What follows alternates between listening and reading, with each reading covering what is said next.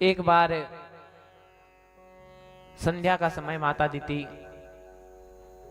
काम की इच्छा से अपने पति कश्यप जी के पास आई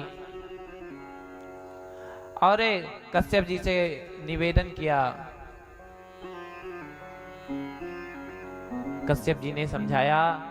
कश्यप जी कह रहे हैं कि देवी ऐसा घोर तमावेला घोराणाम घोर दर्शना चरंती यस्या भूतानि भूते सानु चराड़िह। कह रहे देवी यह संध्या का समय है और संध्या के समय यह घोरतम बेला है। प्रायः असुरी शक्तियां संध्या के समय ही विचरण करती हैं और भगवान भोलेनाथ भी अपने गणों के साथ इसी समय निकलते हैं। इसीलिए संध्या के समय कुछ कार्य नहीं करना चाहिए। माताएं कहती भी हैं गौधीरिया में भोजन नहीं करना चाहिए। कहते हैं संध्या काले तु संप्राप्ते पंचकर्माणि वर्जते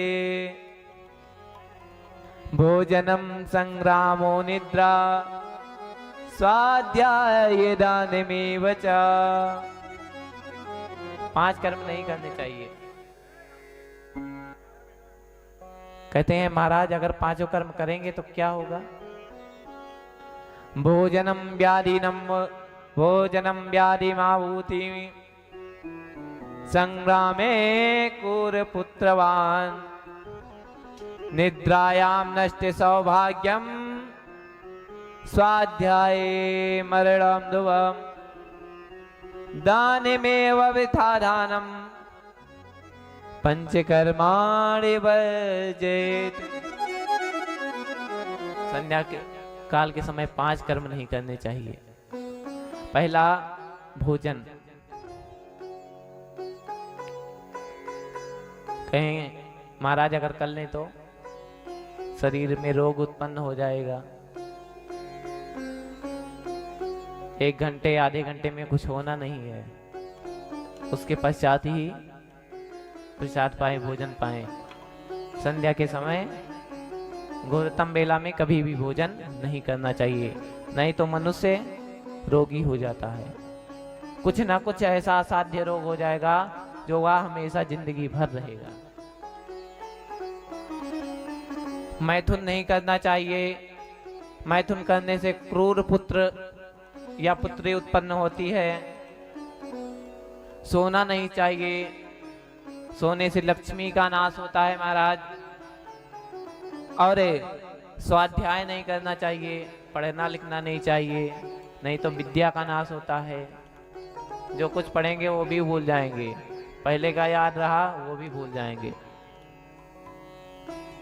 और अंतिम दान भी नहीं करना चाहिए। अगर दान करेंगे तो कंगाले हो जाएंगे। कोई भी आए महाराज आधे घंटे बैठे आओ। तो 5 कर्म संध्या के समय नहीं करने चाहिए। कश्यप जी ने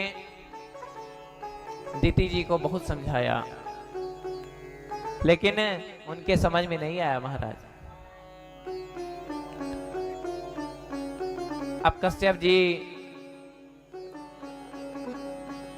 के द्वारा दीति जी का गर्भधान हुआ। अब कश्यप जी को जब दोबारा से होश आया, कह रहे अरे चंडी तूने ये क्या कर दिया? संध्या के समय तूने ऐसा कार्य किया है, तेरे गर्भ से तो राक्षस ही होगा। माता दीति कश्यप जी के पैरों को पकड़ ली। महाराज राक्षस हो वो भी चल जाएगा, लेकिन मेरा जो पुत्र हो वो ब्राह्मण के श्राप के द्वारा ना मरे। आप एक ही वरदान दीजिए कि ठाकुर जी के द्वारा मरे, ठाकुर जी के द्वारा उसका वध हो।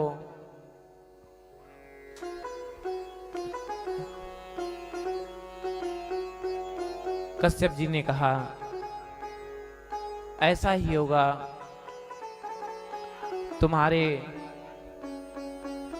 पुत्रों का वध ठाकुर जी स्वयं आकर करेंगे और तुम्हारे पुत्रों में से एक पुत्र का पुत्र भगवान का बड़ा दिव्य भक्त होगा,